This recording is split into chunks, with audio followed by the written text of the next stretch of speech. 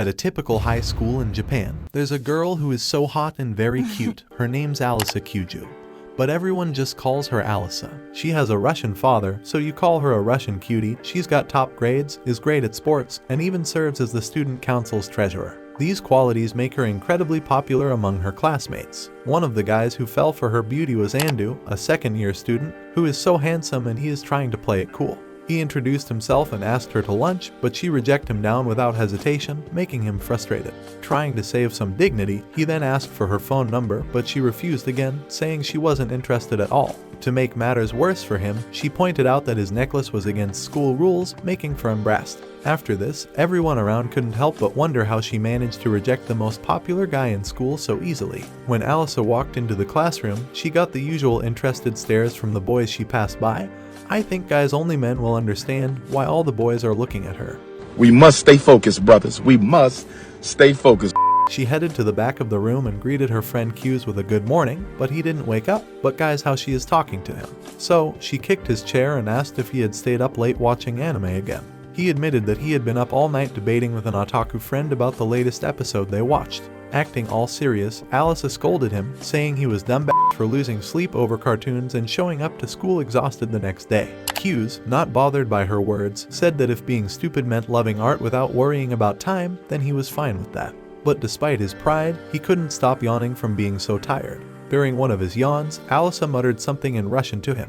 When Kuz asked what she said, she explained that she called him pathetic loser who never have a girlfriend and die of emotional damage. Not really paying much attention, Kuz noticed it was time for chemistry class, but since he didn't bring his materials, he asked if he could share with Alisa. However, his sudden burst of interest quickly started to fade as the teacher wrote words like estrogen, tungsten, and oxygen on the board. To keep her friend from dozing off again, Alisa poked him in the ribs with her pen, making him impulsively raise his hand. The problem was that the teacher had just asked what the second most abundant chemical element in the universe was, putting Kuz in a tough spot. Trying to help him out, Alisa discreetly pointed to one of the elements on the periodic table. So, Kuz blurted out, strontium. Disappointed, the teacher said that was incorrect and then asked Alisa for the answer. With a smirk, she replied, helium, which was the right answer, leaving Kuz stunned at how badly he got fucked. After the embarrassment, Kuz confronted Alisa about the prank, but she acted like she had pointed to the right element. As he got more frustrated, she said something else in Russian. Once again, he asked what she had said, and she told him she called him dumb. What Alisa didn't know was that Kuz actually understood Russian. She had really called him cute.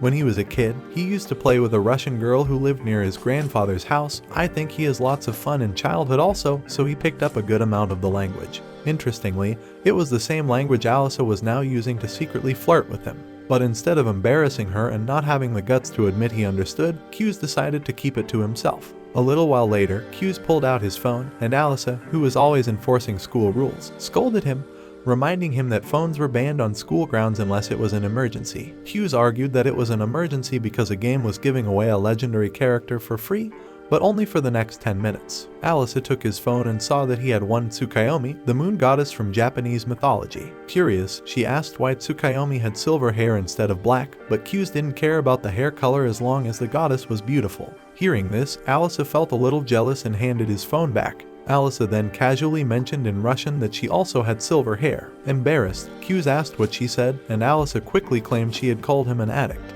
Kuz responded that he had to be an addict to stay competitive since he was in the lower ranks and had to earn his gear through hard work, unlike the rich kids who could just buy platinum armor. Annoyed, Alisa complained that she thought he was more serious than that, and Kuz reflected silently that he hadn't been joking at all. Later during lunch, one of Kuz's friends, Teichi, was once again grumbling about not being popular with the girls, and Kuz's friends also like him, who not have a girlfriend. The boys at the table weren't paying much attention until they noticed the student council members, including Alisa, her sister Maria, and Tsuyuki, the spokesperson. The guys at Kuz's table started commenting on how beautiful the girls were, though they mentioned that Alisa supposedly already had a boyfriend based on what she had said before. Kuz teased Teichi, saying that even if Alisa didn't have a boyfriend, Teichi still wouldn't stand a chance. Teichi admitted he was jealous because whoever was dating Alisa was lucky enough to call her by her nickname. Kuz, shrugging, agreed but noted that Alisa was always nagging him. Teichi thought that was better than being ignored, especially since Alisa barely talked to anyone else. That's why Teichi preferred Sue, who was much more open and talkative compared to Alisa. The problem, though, was that Sue had rejected a lot of students. While listening to all this, Kuz glanced over at Sue, who looked back at him with a blush. Soon after, she approached their table and asked if she and Alisa could join them. When the two girls sat down, Sue was her usual chatty self, while Alisa kept her usual stern expression. During lunch, Kuz and the council spokesperson, Tsuuyuki, were getting along so well that it made Alisa feel a twinge of jealousy. Curious, she asked if they were friends. Sue explained that they had known each other since they were little and had been in the same classes from preschool all the way through to now. After the other two boys finished their meals and went to return their trays, Sue slid closer to Kuz and asked if he had thought any more about joining the student council. As usual, Kuz declined, saying he wasn't interested, but Sue insisted he'd be a perfect fit, especially since he had experience as a vice president, which would complement her and Alisa well. This information caught Alisa off guard, so Sue elaborated that Kuz had been her vice president back in elementary school. Kuz quickly added that he only took the position because Sue had pressured him into it, needing someone to fill the spot. Sue then told Alisa that Kuz was reliable and knew how to get things done. Alisa, taking a sip of her can, responded in Russian, saying she was well aware of that. As they were leaving school, Sue said her goodbyes to Kuz and Alisa. Alisa then took the chance to express her surprise at seeing Kuz chat so comfortably with Sue, admitting she thought he didn't really have any friends. Kuz pointed his finger at Alisa, suggesting that she was his friend, and asked if she thought the same. After a brief pause to consider it, Alisa agreed that they were indeed friends. She then abruptly excused herself, saying she had things to take care of in the student council room, leaving Kuz behind. Next, we flash back to a childhood memory of Kuz playing with the Russian girl who lived near his grandfather's house. They spoke in Russian, watching the sunset together, with the girl often correcting his words or finishing his sentences when he stumbled. As the sun dipped below the horizon, the girl said goodbye and gave young Kuz a gentle kiss on the cheek. Kuz wakes up from the memory, remembering how hard he studied Russian just to talk to that girl, though now he can't even recall her name. The following day, as usual, Kuz and Alisa were responsible for organizing the classroom before the first class. Having woken up early because of the dream, Kuz arrived at school way ahead of time to get everything in order, so there was nothing left to do when Alisa showed up. Seeing how unusually diligent he was, Alisa joked that it must be about to rain since she had never seen him care so much about organization. Kuz then noticed a stain on her sock, and Alisa explained that a truck had splashed water on her, admitting it was partly her fault for walking too close to the street. But she brushed it off, saying she brought a spare pair of socks, so it was no big deal. Changing the topic, Alisa asked if Kuz was really not interested in joining the student council, given his past experience as a vice president. Uninterested, Kuz repeated that he didn't want to. Alisa let the subject drop and started removing her dirty sock. I don't know guys, tell me in the comments what she wants. Causing Kuz to turn away in embarrassment when she gave him a perky smile, clearly her intended reaction. The next part of Alice's plan unfolded as she crossed her legs and asked Kuz to fetch her spare sock from her locker, since she had already removed the dirty one and couldn't step on the floor. With a bit of reluctance, Kuz agreed and retrieved the sock.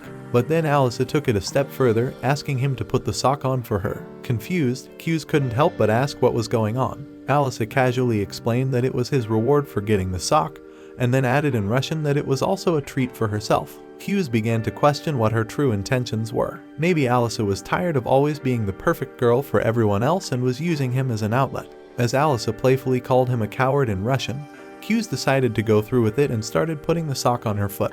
Despite all her confidence, Alisa suddenly became flustered and admitted she wasn't ready for this. But Kuz, spurred on by being called a coward, continued anyway. Unfortunately, while he was putting the sock on, his hand accidentally brushed against a point where all guys want, preparing to have some fun, but this bitch has no manners. So, Alisa sends a kick in the face. Kuz was left stunned, feeling defeated, and abandoned at the back of the classroom. Later that day, Kuz finally recovered from the earlier incident and approached Alisa to apologize. With a sly grin, Alisa called him a leg in Russian but then quickly apologized for kicking him, reaching out to see if he was alright. Embarrassed, Kuz blurted out that he should be thankful for the great view he got when she kicked him. I think you all know guys, how the great view looked like without missing a beat. Alisa punched him and cursed his entire family in Russian, then bolted, trying to escape the awkwardness. Kuz immediately gave chase, but Alisa's athletic prowess kept her well ahead. When they reached the courtyard, she effortlessly leaped over the corridor's side rail, leaving him far behind in her dust. After a 10-minute chase, both were gasping for air.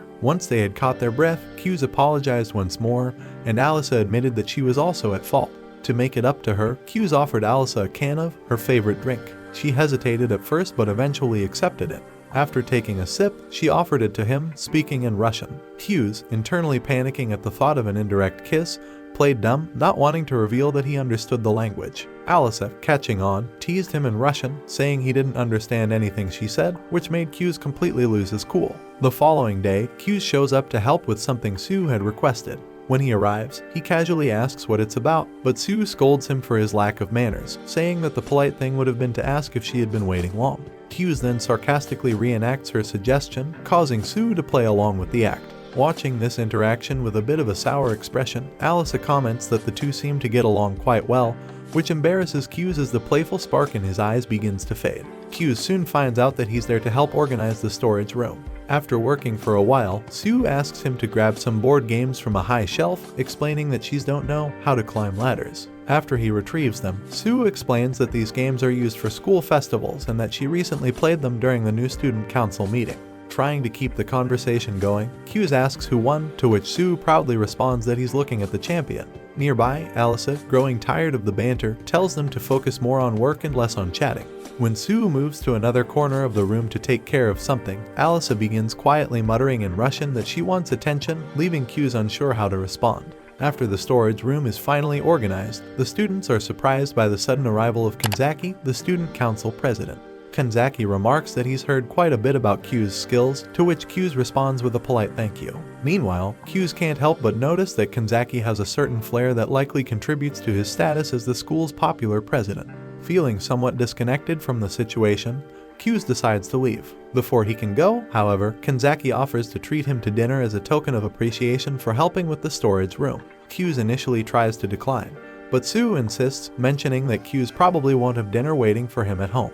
Curious, Kanzaki asks how she knows this, and Sue explains that they've been friends since they were kids. With that, Kanzaki extends the dinner invitation to both Alisa and Sue as well. Later on, after placing their orders, the four of them begin to chat. Sue praises Kuz, pointing out how effortlessly he manages both physical tasks and administrative work, and how he's an excellent MC and negotiator. Kanzaki, noticing how unusual it is for Sue to speak so highly of someone, realizes Kuz must be quite capable. This prompts him to invite Kuz to join the student council, but once again, Kuz declines, saying that his time in middle school was enough and he's had his fill of that sort of responsibility. Kanzaki acknowledges that being on the council is demanding but argues that the rewards make it worthwhile. He adds that Kuz's involvement would significantly boost his future job prospects. Kuz, however, responds that he's not particularly motivated by ambition, though he appreciates the offer. Kanzaki then suggests that they run together again, but Kuz insists that Sue will win the presidency with or without his help. Sue, however, remains adamant about wanting him by her side in this endeavor. Despite her insistence, Kuz declines again,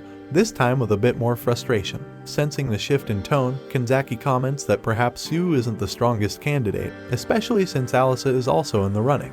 When Alisa confirms this, Sue gives her a challenging look. Shortly after, their food arrives and they finish their meal. As they prepare to part ways, both guys are trying to pull in girls at home. What do you mean by that? And you all know, guys, what this means. Kanzaki mentions that he will walk Sue home and suggests that Kuz accompany Alisa. Alisa senses their intentions and refuses Kuz's offer to walk her home, but he insists, not wanting to leave her alone at night. As they walk, he asks if she's really running for student council president, and she confirms it, though she seems a bit irritated. She then tells him she can handle the rest of the walk by herself and thanks him for keeping her company. When Kuz gets home, he notices a pair of women's shoes by the door and then spots a girl sitting on the sofa reading a book. Puzzled, he asks why she's there. The girl, without looking up from her book, casually mentions that she's staying the night, even though she hadn't told him beforehand. As they chat about the book, she complains that the main character doesn't realize he's supposed to be an older brother to another character. Kuz finds it funny because this girl pretends to everyone that she's just his childhood friend. Sue, who is now paying attention, asks if that isn't true, reminding Kuz that she and her brother have been close for ages. She then confirms that the older character in the book is supposed to be her brother. Kuz wonders if maybe they're only half siblings, which makes Sue grab him by the collar and insist that the story is only good because they're full siblings. The next morning, Sue wakes her brother by bugging him until he threatens to report her for harassment, but I think, guys, she is waking him for something else. Not wanting to give up, she jokes that she'll hide under his bed and pull his feet. Frustrated, Kuze tells her to get down, and she teases him, asking if it's because she'll make things awkward if she stays any longer. Later on, Kuze and Sue settle in to watch a movie together called Space Girl Chai. Sue gets emotional during the scenes that were never shown on TV, particularly the exclusive relationship moments. This makes her want to watch the movie again right away, but Kuze pulls her back to reality, reminding her that they still need to go shopping. At the clothing store, Sue eyes a summer dress but decides she'd rather spend all her money on anime merchandise instead. Kuze can't believe the dress costs 15,000 yen, and Sue explains that women's fashion is pricey because it charges by the centimeter of fabric. Trying to steer the conversation elsewhere, Kuze jokes about the possibility of something silver spying on them. Meanwhile, Alisa watches them from a distance, clearly not pleased. Sue mentions that she's been aware of someone watching them ever since they stepped onto that floor, claiming she has a special sense for detecting the gazes of people she knows. Kuze questions how she can say something so silly with such confidence, and Sue admits it's ridiculous but stays in character. Kuze starts thinking about how to handle the situation until he sees his sister heading straight toward Alisa. With no place to hide, Alisa pretends she just happened to run into them by chance at the mall. Kuze and Sue go along with the act, pretending they believe her story. Alisa explains she's there to shop for clothes, so Sue invites her to join them for lunch. Kuze feels uneasy about bringing her to their regular restaurant, and Sue, noticing his reaction, teases him, suggesting that he was secretly hoping for this encounter. Alisa, sensing something is up, asks why there's an issue with the restaurant. Sue asks if she enjoys spicy food, as it's the specialty there. Kuze, being more direct, warns Alisa that the food is so spicy it feels like you're eating in the middle of a heat wave. Despite the warnings, Alisa doesn't hesitate and agrees to join them for lunch. When they arrive at the restaurant, Alisa's eyes widen as she reads the name, Hell's Cauldron. Despite the ominous title, Sue waves it off, calling it just a bit of spice, which makes Alisa frown. Kuze, in a last-ditch effort to warn her, says that anyone who enters this place should abandon all hope. But Alisa stays resolute and refuses to back down. As they sit down, Alisa struggles to decipher the menu. Sue explains that the Bloodpool Hell Ramen is the mildest option, with a deep red broth, while Thorny Valley Hell feels like acid on the tongue. When Alisa inquires about Infinite Hell, Sue jokes that she'd rather spend the night in a dragon's belly. Kuze decides to stick with the mildest dish, not wanting to take risks, and the girls follow suit. While waiting for their food, Alisa comments on Sue's choice of a more masculine outfit. Sue explains that she's enjoying a break from her usual routine. To add to the awkwardness, Sue casually mentions that she was in bed with Kuze that morning, causing him to choke on his water and attract curious looks from other diners. Sue then clarifies that she had borrowed one of his shirts because she felt like changing things up. Nearly at his wit's end, Kuze explains to Alisa that Sue had barged into his house unannounced, jumped on his bed, and made herself at home. Their conversation is cut short when the waiter brings out their food, which looks like a fiery mountain on a plate. Alisa momentarily considers backing out but decides to take a bite. The moment the spicy noodles hit her tongue, she feels like her insides are on fire, but she puts on a brave face and assures Kuze that she's fine. Meanwhile, Kuze and Sue dig into their meals, complimenting the intense flavors. As Alisa begins to tear up and mutters in Russian that she wants someone to put her out of her misery, Kuze gently suggests she doesn't have to force herself. Alisa, however, insists that the food is fantastic, even though it's clear she's struggling. Seeing her discomfort, Sue mischievously offers Alisa some demon's tear to add even more heat to her dish. Realizing what Sue is up to, Kuze tries to stop Alisa, but she, thinking one drop won't make much of a difference, adds it to her food. The next thing Alisa knows, she wakes up in a park, confused about how she got there. Kuze, who's sitting beside her, explains that Sue went to buy something and hands her an ice cream to help cool her down. As they chat, Kuze asks why she's so determined to run for student council president. Alisa replies that she doesn't need a particular reason, she just wants to aim for something big, even though she currently doesn't have a running mate. Kuze offers his ice cream to her for licking. Sorry guys, I mean he offers her a ice cream after she's licking ice cream. Kuze points out that she'll need a vice president to run, which makes Alisa decide she'll find someone to fill the role, even if it's just for appearances. In a rare moment of honesty, Alisa confides in Russian that she wishes Kuze would stand by her side during the campaign, a confession that deeply moves him. Kuze's thoughts drift back to an old memory, a time when he saw a young girl crying and apologizing to her parents behind a stage curtain. Pulled from his thoughts, he's then invited by Alisa to go shopping with her. At first, he hesitates, feeling that offering fashion advice might be a bit too personal. But realizing that Alisa might not fully understand how friendships typically work, he decides to join her, wanting to make it clear that they're just friends. At the store, Alisa starts to question why Kuze is suddenly acting so kind toward her. She jumps to the conclusion that he pities her, thinking she has no real shot at winning the student council election. Frustrated by this idea, she vows to prove herself and tells Kujou she's going to show him her best looks. Worried he might overhear her while she changes, she insists that he step outside, which he does without argument. With a bit more confidence, she tries on the dress she selected and is pleased with how it looks. Still, she's anxious about Kujou's reaction. Gathering her nerve, she steps out to show him the outfit. People nearby compliment Alisa on her appearance, and Kujou tells her that the dress highlights her grace and femininity, making her even more stunning. Shocked by the unexpected praise, Alisa quickly retreats behind the changing room curtain, overwhelmed by the compliments. Kujou, on the other hand, feels a bit awkward, unsure if he said the right thing. Alisa, noticing how naturally Kujou seems to give compliments, suspects he might have picked up this skill from Seirei. Determined to compete, she switches into a more masculine outfit. Once again, Kujou praises her, which leaves her even more flustered. Enjoying the attention, Alisa ends up trying on nearly every outfit in the store just to hear more compliments from him. For her final look, she picks the boldest outfit she's tried so far. But as she pulls back the curtain, she's startled to find Seirei standing next to Kujou, which makes her slam the curtain shut in embarrassment. She mutters something in Russian, and Seirei asks what she said.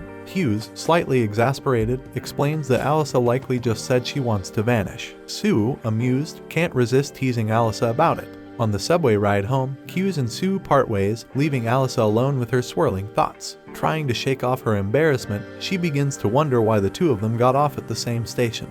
When Alisa gets home, her older sister, Masha, welcomes her with a warm smile. Alisa casually mentions that she ran into Kujou and his childhood friend, which makes Masha tease her, pointing out how Alisa always seems to get annoyed whenever that boy is involved. Masha then suggests that maybe Kujou has finally managed to stir something in her heart. Alisa, clearly uncomfortable with the idea, quickly brushes it off, insisting that she doesn't think of Kujou in that way at all. Flashback to years earlier in Vlada's, Russia, Alice's teacher had assigned the class a group project where they were to write about local businesses, with the best project earning a prize. The kids were excited, and teams quickly formed. Alice's classmates picked the popular clothing store and bakery, leaving her with the task of covering the butcher shop and the florist. Driven by her competitive nature, Alisa was determined to make her project the best. She visited the florist and explained that she needed to learn about the shop for her school project.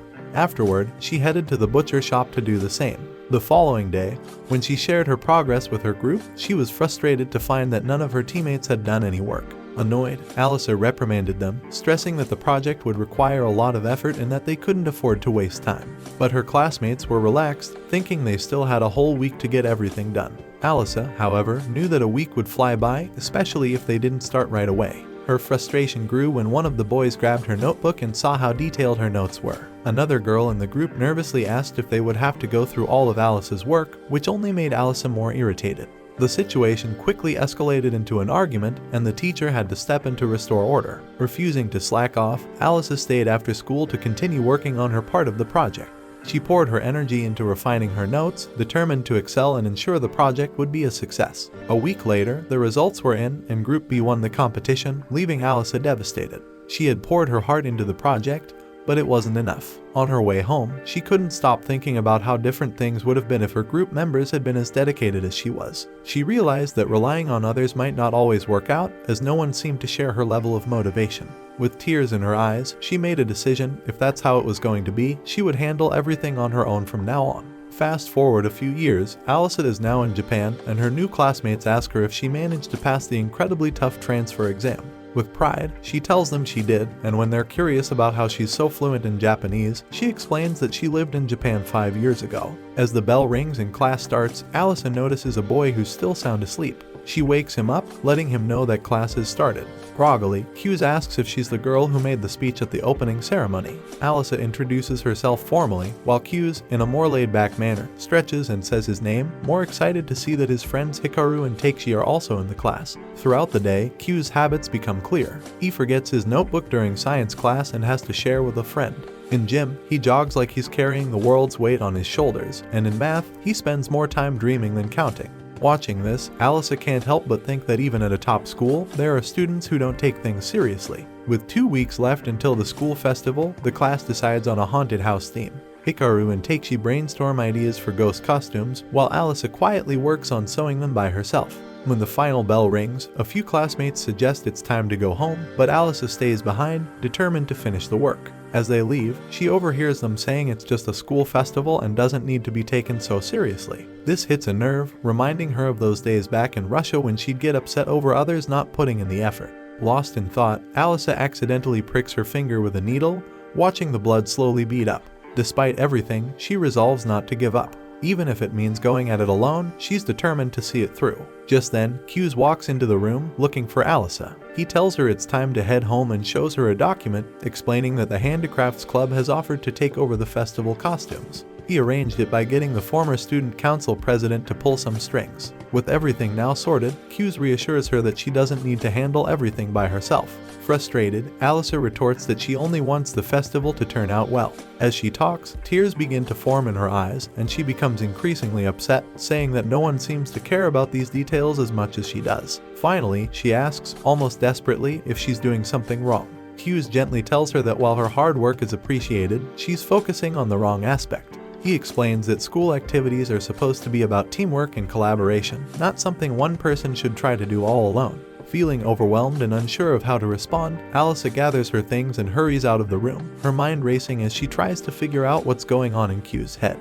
The next day, Takeishi introduces his idea for a pre-festival activity, a hide-and-seek game combined with a courage test on the school grounds. With only 6 days left before the event, everyone comes together to iron out the details and get everything ready. Alisa, thrilled with the ghost costume she's given, starts to loosen up and socialize more naturally with her classmates. Finally, the day of the autumn festival arrives, and everyone takes their positions, eager to show off their hard work. After all the effort, their class wins the award for the best attraction at the festival. That evening, the students gather for the post-festival folk dance. Alisa notices Kuze sitting alone and asks if she can join him, which makes him think she might not know how to dance, especially since she chose to sit out instead of joining the fun. Considering how popular she is, he finds it surprising she isn't out there dancing with someone. Alisa, looking serious, mentions that she actually practiced ballet as a child, so this kind of dance would be a breeze for her. However, she turned down all the offers to dance from the guys because she didn't want to cause any trouble. Kuze jokes that it must be difficult saying no to so many people, but Alisa calmly replies that she's used to it. That's when Kuze finally understands why people call her the Ice Princess. Alisa confesses that she dislikes the nickname, particularly the princess part, because it makes her seem like a stuck-up, privileged girl. She admits she was born with more than her fair share of good looks and talent, but she can't stand the idea of coasting on those alone. Noticing the bandages on her fingers, she quietly admits that it bothers her when people overlook her hard work and focus only on the surface. Kuze, picking up on her frustration, suggests they ask everyone to stop calling her that nickname. Alisa appreciates the gesture and, in the spirit of the moment, apologizes for getting upset with him the other day. Kuze brushes it off, saying it wasn't a big deal, especially since she put in way more effort than he did. But Alisa insists on making it up to him and asks if there's anything she can do. Kuze, thinking for a moment, asks if there's a Russian tradition where people give each other special nicknames. Up until now, he's only ever called her by her last name, Kujou. When Alisa mentions that her family calls her Alisa, he asks if he can call her that too as a small reward. Alisa, curious, asks what he gains from that, and he replies with a grin, saying he'll be the only one who gets to call the prettiest girl in school by her nickname. Just then, a few boys approach, asking the Ice Princess for a dance, leaving her embarrassed by all the attention. Seeing her discomfort, Kuze quickly steps in, pulling Alisa away and telling the others, with a smile, that this girl is already taken. As Kuze led Alisa onto the dance floor, she felt her heart pounding in her chest. Remembering her earlier claim that this kind of dance was simple for her, Kuze playfully challenged her to prove it. The next day, Alisa, as usual, glanced over at Kuze, who was predictably snoozing during class, with a look of disapproval. When he finally woke up, she dryly remarked that he was just taking up space. In Russian, she added that just because he had been kind to her the previous night didn't mean anything had changed between them. Later, Alisa recounted the events to her older sister, Masha, who immediately lit up with excitement. Masha couldn't help but see it as the start of a romantic tale, much to Alice's annoyance. Masha, ever the romantic, insisted that it was like something out of a movie where friendship slowly evolves into love. She even pointed to the pendant she received from her own boyfriend, reminiscing about how he won her over after saving her from a dog attack. Embarrassed and irritated, Alisa told her sister to go brag about her love life somewhere else. The next day, Kuze was called into the student council room by President Kanzaki to help out with something Yuki needed. Just as he arrived, a girl introduced herself as Maria Kujou, Alisa's older sister and the student council's secretary. However, she preferred to go by Masha and warmly added that any friend of her sister's was a friend of hers. She even held Kuze's hand and said it was a pleasure to meet him. In that moment, Masha felt something unusual and asked Kuze for his first name. He replied that it was Masachika, which means together with diplomacy. Realizing she might have been a bit too forward, Masha quickly apologized and invited him to join her, speaking in Russian. Although Kuze understood her perfectly, he continued pretending not to, prompting her to repeat the invitation in Japanese. Later, they found themselves in a gift shop where Masha spotted a plush cat that she claimed looked just like Alisa. Kuze couldn't hide his slight disgust but listened as Masha enthusiastically suggested they buy plushies that resembled each student council member. He reluctantly agreed that the girls would probably like the idea but wondered how the president would fit into the collection. Ignoring his reluctance, Masha began searching for a plushie that resembled Kanzaki. Despite Kuze's half-hearted attempts to stop her, he eventually gave in when she found a lion with glasses that looked strikingly similar to the president. Kuze kept insisting that buying those plushies wasn't the best idea, so Masha reluctantly agreed to let it go but still decided to grab the kitten plush she had her eye on. Concerned, Kuze quickly suggested she not add it to the same receipt as her other items, pointing out that Alisa, the treasurer, might not be too thrilled about it. As they left the store, Kuze couldn't help but notice Masha's quirky behavior and wondered if she was always like this. If so, it might explain some of Alice's oddities too. Later, Masha showed up at a tea shop where Kuze was waiting and handed him the kitten plush, joking that it suited him perfectly. Kuze didn't quite know how to react, but Masha seemed so pleased with her choice that she tried to snap a picture of him with the plush. Flustered, Kuze quickly blocked her attempt with a shopping bag. While they were inside the tea shop, Masha asked Kuze's opinion on a particular item, but he admitted he wasn't familiar with it. He couldn't help but think that his sister Yuki would have been more helpful in this situation, remembering how their mother had taught her a lot about tea. His mind wandered back to their childhood, recalling how he had chosen to live with his father after their parents separated, while Yuki, who had been sick at the time, stayed with their mother. Noticing that Kuze seemed a bit lost in thought, Masha gave him a gentle hug, which made him feel something unfamiliar, something he couldn't quite put his finger on. But before he could process it, the hot tea Masha was holding spilled onto his back, startling both of them. Masha dropped the cup in a panic, while the plushie of Alisa sat nearby, almost as if it were silently observing the entire incident. Later, when they arrive at the student council room, Masha excitedly shows off the new mascot she picked out. Kanzaki admits the plush creature is cute but quickly adds that he hopes she doesn't plan on keeping it in the council room permanently. Kuze places the supplies they purchased on the table, and Kanzaki thanks him, commenting that he couldn't imagine how things might have gone if Masha had been left to shop alone. Internally, Kuze knows all too well that the student council room might have ended up looking like a child's fantasyland if she had. As they continue talking, Kanzaki gives Kuze a friendly pat on the shoulder and asks if he's reconsidered joining the student council. Kuze remains firm in his decision, though he adds that he doesn't mind helping out from time to time. Masha then suggests that he could join in name only, clearly hoping to involve him more, but Kuze still doesn't quite understand why the president is so eager to have him join. Flipping the conversation, Kanzaki asks why Kuze is so set against joining the council. He suspects there's more to it than just avoiding the extra responsibilities. Kuze admits that he doesn't feel he's worthy of being a student council representative. Kanzaki disagrees, reminding him that he was an excellent vice president in middle school. However, Kuze explains that this experience only reinforced his belief that he wasn't suited for such roles, as he felt aimless and lacked a clear purpose during that time. In an attempt to ease the tension, Kanzaki confesses that his reason for becoming student council president was pretty shallow. He wanted to impress a girl he liked. This admission takes Kuze by surprise, making him burst into laughter as he asks if Kanzaki is being serious. To prove his point, Kanzaki pulls out an old photo of a beaten-down, unconfident boy, which Kuze initially mistakes for Kanzaki's younger brother. However, Kanzaki reveals that the boy in the photo is actually him from just 2 years ago, during his last year of middle school. At that time, his grades were poor, he despised sports, and he wasn't particularly fond of school in general. Kanzaki shared that his attitude towards school shifted when he fell for one of the most attractive girls in his club class, who is now his girlfriend, Seirei Academy, the current vice president. That's why he believes Kuze doesn't need a significant reason to join the council, especially since Masha joined simply because Chisaki asked her. Masha chimed in, saying that what really matters isn't why you join the council but what you do while you're part of it. It's about wanting to make a difference for the students, regardless of the original motivation. Kanzaki then pointed out that Kuze had already proven himself as an effective vice president in the past, so he had nothing to feel insecure about. This made Kuze think back to his own experience during his election, when his sister asked him to support her, but he was hesitant, thinking it would be too much of a hassle. Kanzaki then suggested that if Kuze didn't want to take on a big role, he could still join the council to help elect someone else as president, assuring him he'd be welcomed with open arms. Kuze responded that he'd think it over, and Kanzaki remarked that taking the time to reflect is one of the perks of being young.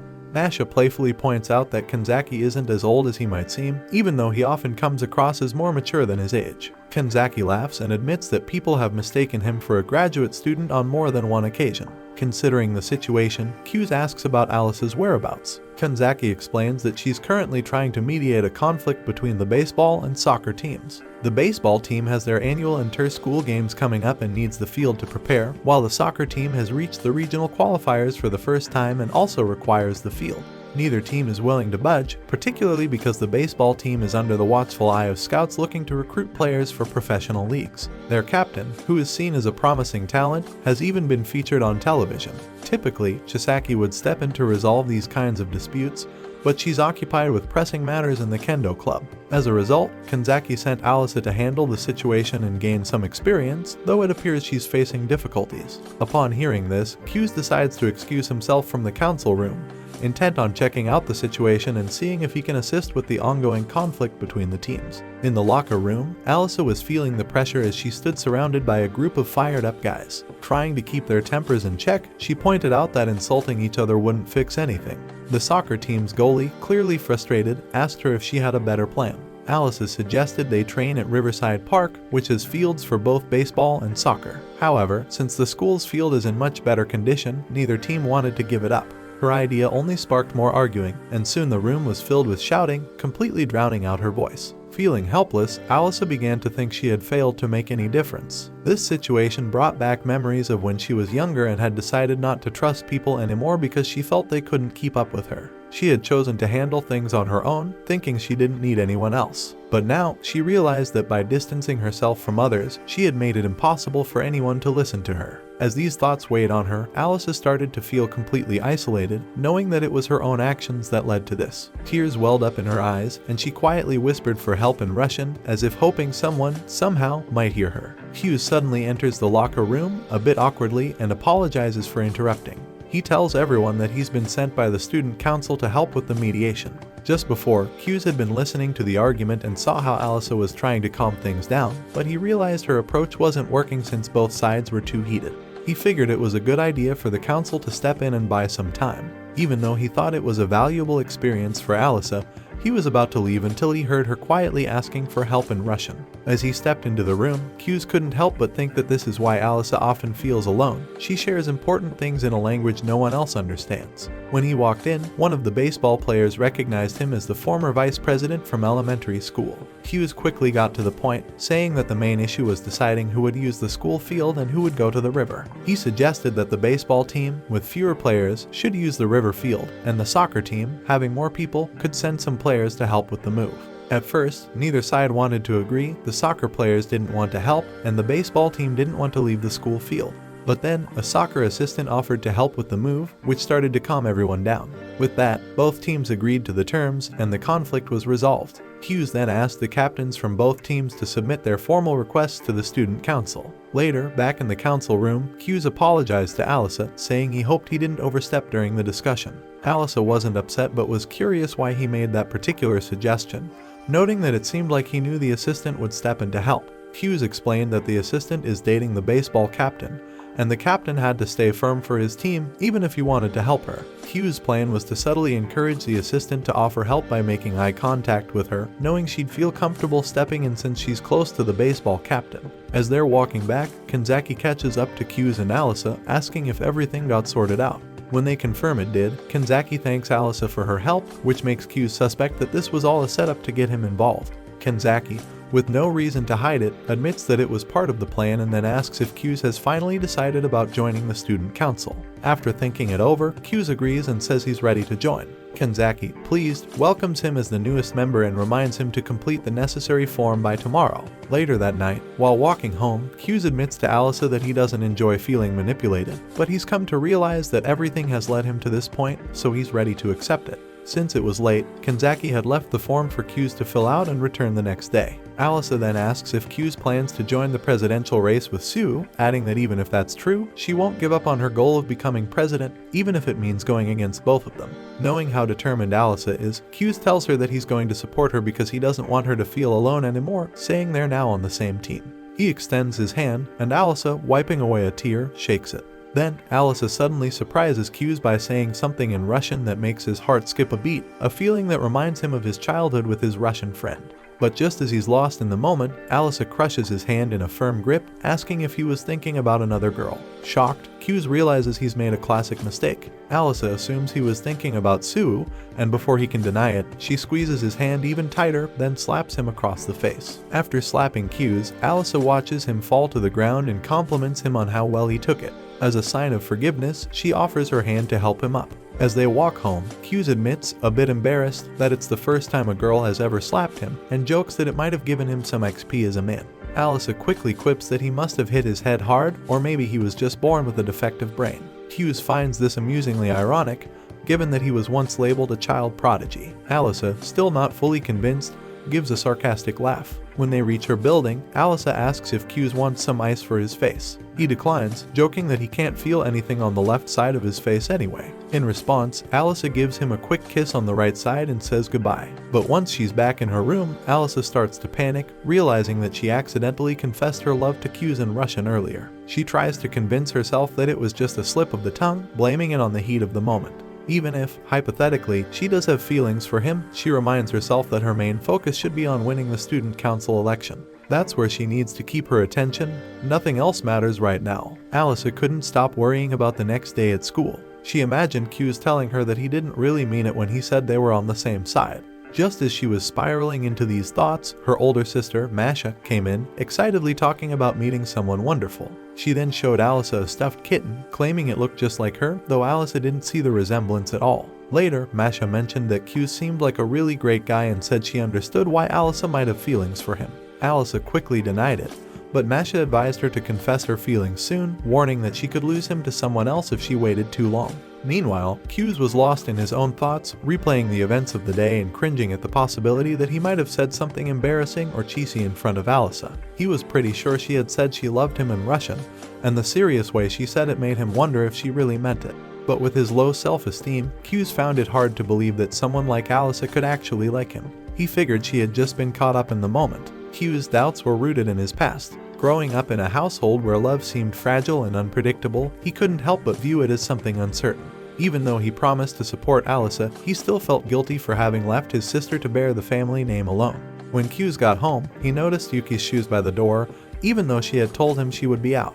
Curious, he checked the bathroom and found the door slightly open, with Yuki undressed inside. She screamed and called him a pervert, but Kuze suspected she had done it on purpose. After all, leaving the door open wasn't exactly a way to keep her privacy. To make things even more awkward, Yuki admitted that she set up the whole scene on purpose because, in her mind, every brother and sister needed to experience this classic situation at least once. Annoyed, Kuze told her that this only made sense in her crazy otaku brain, but Yuki insisted on finishing the scene, even pretending to pose for an imaginary camera. Kuze, confused, asked what she was doing, and Yuki explained that she was looking at a camera that only idiots couldn't see. Ignoring his complaints, Yuki said this was her way of rewarding him for the prank she had pulled earlier. Kuze, however, made it clear he didn't want this kind of reward. Yuki teased him, saying he must have taken a peek, and after some hesitation, Kuze admitted he had glanced at her heart area, which led to yet another round of their sibling arguments. Fight! Later, in Kuze's room, Yuki asked her brother if he had finally decided to join the student council. When he admitted that he had, and that he planned to support Alisa for president, Yuki was visibly distressed. She couldn't help but feel like she was losing her brother to the Russian girl and wondered if there was something special about Alisa that she couldn't compete with. When Kuze asked her to tone down her teasing, Yuki didn't let up. She jokingly asked if he wanted to be the first to honk his sister's horn, but quickly remembered that something similar had already happened when they were in elementary school. This memory took a more serious turn as Yuki's expression grew tense, recalling the day they accidentally collided during a game of tag and Kuze accidentally touched something he shouldn't have. Kuze was amazed that the collision hadn't triggered an asthma attack for Yuki, considering how fragile she had been back then. Reflecting on this, Kuze noted how much quieter Yuki had been in those days, which only made her freak out and demand that he pamper her instead of judging her past behavior. Trying to calm her down, Yuki handed Kuze her hairbrush, and he began brushing her hair while apologizing for choosing to support Alisa for president. Surprisingly, Yuki didn't seem to mind and actually found the idea of experiencing a classic sibling rivalry, like in books and movies, quite exciting. Still feeling guilty, Kuze assured her that he hadn't stopped caring about her, and Yuki didn't doubt it for a second. However, Yuki made it clear that they were now rivals, but she also hinted that she was willing to forgive his betrayal if he ever changed his mind about Alisa. Kujou felt uneasy hearing his sister refer to it as a betrayal, but he reassured her that he wouldn't abandon his Russian friend. On the other hand, Yuki was convinced that Kujou would eventually come around. As she left his room, Yuki reflected on how she wished she had been the one to inspire her brother, but she kept up the pretense that it didn't bother her as much as it did. Still, she couldn't shake the feeling of losing, and it gnawed at her more than she let on. The next morning, Kujou woke up with a lingering worry, wondering if he might have upset Yuki during their conversation the day before. Given her emotional ups and downs, he felt guilty for not supporting her in the student council race and wanted to make it up to her. But when he saw her later, Yuki seemed fine, even trying to prank him, though she ended up getting stuck under the bed in the process. Instead of helping her out right away, Kujou jokingly acted like he was going to smother her, pretending to put an end to her antics once and for all. Meanwhile, Alisa was lost in thought, feeling a bit nervous about seeing Kujou. When a man entered the room, she was startled, thinking it might be him. She tried to stay calm, but when Kujou actually did show up, she had to quickly hide her surprise and act like it didn't bother her. Despite her best efforts, she found it harder and harder to ignore the way he seemed to light up the room. As Kujou sat down and started chatting with his friends, he seemed more energetic than usual, and Alisa couldn't help but notice. She wondered why he wasn't yawning like he normally did and started to suspect he might be trying to match what he said to her the day before. During a volleyball game, Alisa was so distracted that a teammate had to shout to get her attention as the ball came her way. Snapping out of her thoughts, Alisa jumped up and spiked the ball, scoring the winning point. Later, during the boys' game, Kujou wasn't so lucky. He got hit in the back of the head by the ball, leaving him with a sore spot and a rumbling stomach. Alisa came over to check on him, and Kujou assured her it wasn't a big deal. Then, Alisa did something unexpected. She placed her hand on her own forehead and then on Kujou's, accidentally giving him a closer look at her assets. The moment reminded Kujou of his sister's odd comments, and he couldn't help but feel a mix of embarrassment and something he didn't want to admit. Alisa then tied up her hair, unintentionally showing a bit of her armpit, which only made Kujou even more flustered. He remembered what his sister had said about sneaking a quick glance and tried to keep himself in check. Noticing his odd behavior, Alisa asked if something was wrong, but Kujou quickly played it off, saying everything was fine. She suggested he drink some water, which he did, with Alisa beside him.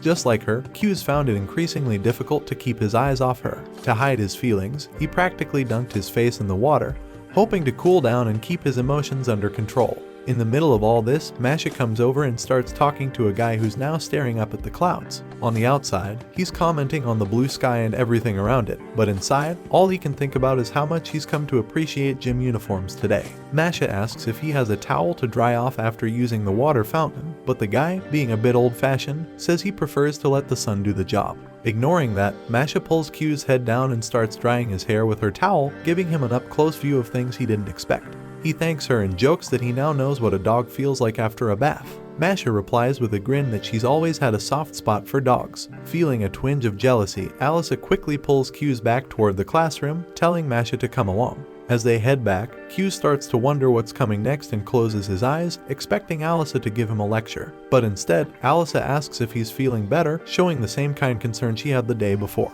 This softer side of Alisa catches Kujou off guard. Curious about her sudden kindness, Kujou asks if she's being a bit too nice. Alisa says she's just worried because he's been acting strangely all day. Kujou was about to reassure her that he was fine, but his stomach growls loudly again. Alisa assumes he didn't sleep in class because he was too hungry. Kujou explains that it's actually because he got a good night's sleep, which makes Alisa mad because she barely slept at all, thinking about what he had said while he slept peacefully. Annoyed, she storms off, and Kujou can't help but feel relieved. This was the Alisa he was familiar with. At the end of the day, Kujou asks Alisa to stop by the student council room, but she's too upset to give him an answer. Still, she heads in the direction he wanted, so he quietly follows her. As they walk down the hallway, they notice the soccer and baseball players standing like they're in the military outside the council room.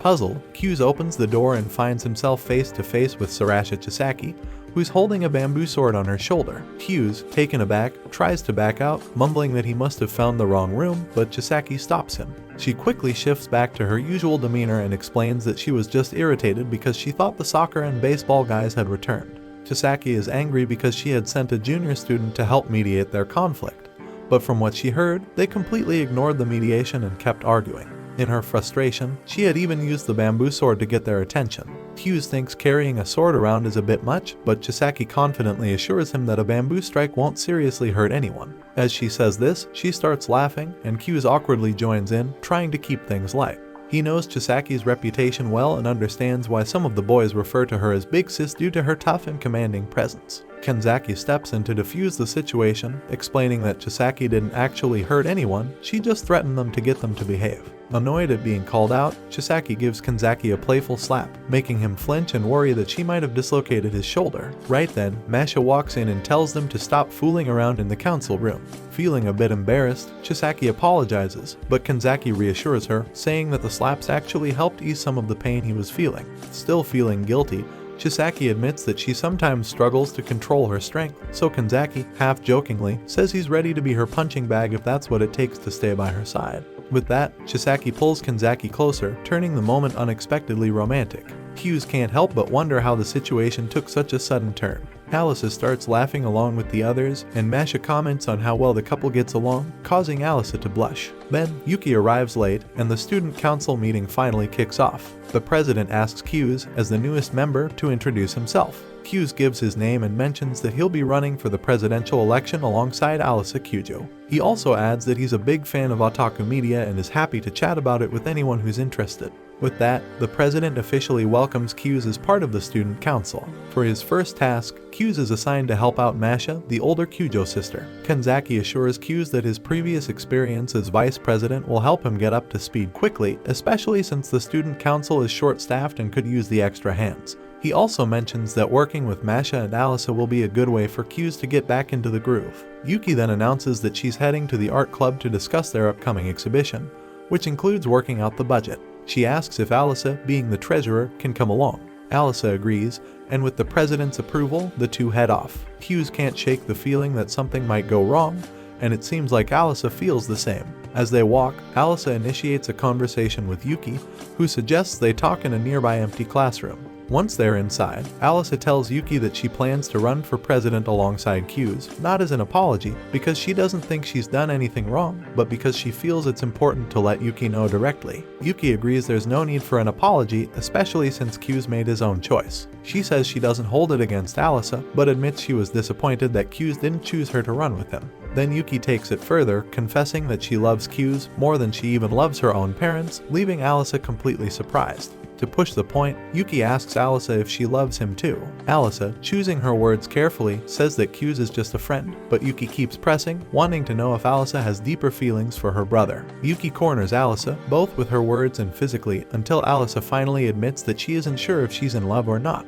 After a moment to gather her thoughts, Alisa firmly tells Yuki that she won't let her have Kuze, which makes Yuki smile slightly, pleased with the answer. She then asks Alisa to join her at the art club, and with a bit of satisfaction, uses Alisa's nickname, which she overheard Kuze and Masha using earlier. Yuki decides to do the same and asks Alisa to call her by her first name as well. With that, Yuki, Sue, and Alisa form an uneasy agreement, whether they like it or not. Meanwhile, Kuze and Masha are working together, and Kuze quickly notices that Masha is quite skilled and knows exactly how to get things done. On the flip side, Chisaki, the president's girlfriend, is incredibly clumsy and struggles with even simple tasks. Seeing how things aren't going well, Kenzaki suggests that Chisaki help out with a big restocking effort in the library. Eager to prove herself, she rushes off, leaving Kenzaki behind, clearly frustrated with her constant mistakes. After she's gone, Kenzaki feels the need to explain why Chisaki is so clumsy. He admits she's always been this way, but despite her awkwardness, she's a strong presence in club and committee meetings. Trying to lighten the mood, Kuze comments that everyone has their own strengths and weaknesses. With Chisaki gone, Masha suggests they take a break and have some tea. She's prepared, with everything they need, milk, sugar, and even strawberry jam. Kuze remembers that strawberry jam is often used in Russian tea and eagerly asks for a cup. He thought Russians mostly drank black tea in the winter, but Masha explains that it depends on the family. Her family, for example, enjoys it all year round, a habit passed down from their mother, who loved the drink. Kuze shares that he has a fondness for Russia, though he doesn't know much about the country. As a child, he watched some Russian movies with his grandfather, which sparked his interest. He hints that there's more to his connection with Russia, but he doesn't go into detail. In fact, he had spent a lot of time learning the language when he was younger so he could talk to a girl he cared about. As they sip the Russian tea, Kuze finds himself really enjoying its unique flavor. As Kuze stared into his cup, he was reminded that his mother had also loved this kind of tea. He noticed Masha eating the jam separately from the tea, and his curiosity got the better of him, so he asked why. Masha explained that it was just a personal habit. Following her example, Kuze tried a spoonful of the strawberry jam but found it too sweet for his liking. At that moment, Alisa and Yuki walked in after finishing their task. Masha offered them some tea, and Yuki accepted right away. Alisa, on the other hand, seemed a bit less excited, likely because she had just gone through a challenging time with Yuki. When Alisa sat down, she ended up sitting unusually close to Kuze, almost pushing him aside. Sensing her mood, Kuze asked what was bothering her. Alisa explained that in her culture, sitting at the corner of a table is considered bad luck, which she didn't need more of today. Alice's close proximity practically pushed Kuze off his seat, while Yuki gave her a jealous glare. Realizing he was caught between the two, Kuze tried to ease the tension by asking Masha if the superstition about sitting at the corner of a table was true. Masha confirmed it, saying that, according to their culture, sitting at the corner means you might never get married. Masha then playfully asked her younger sister if she had someone in mind for marriage. Alisa, feeling a bit flustered, quickly said she just didn't want to sit at the edge. In her native language, she mumbled that it was way too early to be thinking about marriage. Kuze silently agreed, thinking that they were only 15 years old. Sensing the tension, Masha tried to lighten the mood by serving Alisa a plate of jelly before pouring the tea. Later, Kanzaki announced that the day's work was done, and since the second-year students had a meeting with the teachers, the freshmen could head home. As Kuze walked with Alisa on the way back, he noticed she seemed a bit off, clearly irritated about something. When they passed by a cafe, he suggested they stop and to talk about her plans to run for president. Alisa agreed but muttered something in Russian, clearly disappointed that this wasn't turning into a date. Kuze, a bit taken aback, realized that she might have had something else in mind. Once inside, Kuze asked Alisa why she seemed so annoyed. She brushed it off, saying she was just tired, but then quickly asked if he was dating Yuki. Kuze assured her that he wasn't and took the opportunity to give her some advice. He explained that Yuki was just teasing her to see how she'd react. Shifting the conversation back to the presidential race, Kuze pointed out that if things continued as they were, they might not stand a chance against Yuki, who was very popular. He recalled when he ran against his sister at another school where there were 6 candidates, unlike the 3 they had now. In that election, half the candidates dropped out before the final vote. They had a debate contest called the Children's Congress, where students argued over issues, similar to how sports teams might debate over field use. When the presidential candidates debated, the winner usually became the frontrunner. As Yuki gained more attention, everyone else withdrew, leaving her unchallenged. As Kuze explained all this, Alisa seemed distracted, biting her straw in frustration. When he asked if she was paying attention, she pretended she was just engrossed in the ice cream. In truth, she was upset at how much credit Kuze was giving Yuki, as if he already expected her to win. Not wanting to reveal her annoyance, Alisa insisted on sharing her ice cream with Kuze. When he suggested getting another spoon, she dismissed the idea, saying it was too much trouble. She then practically forced the spoon into his mouth, insisting that sharing like this was normal in Russia. As Kuze tasted the ice cream from the spoon Alisa had used, it dawned on him that this was an indirect kiss. Everyone around them watched with a mix of surprise and excitement at the unusual scene, but Kuze noticed Taniyama passing by and decided not to say anything. Shifting back to the topic of the election, Kuze pointed out that to stand a chance against Yuki, they'd need a campaign that really captured the students' attention. He mentioned how Kanzaki had managed to win despite running against a former elementary school president. Kanzaki's strategy was smart. He allowed the journalism club to publish articles mocking him, thinking he was still the chubby kid who used to get picked on.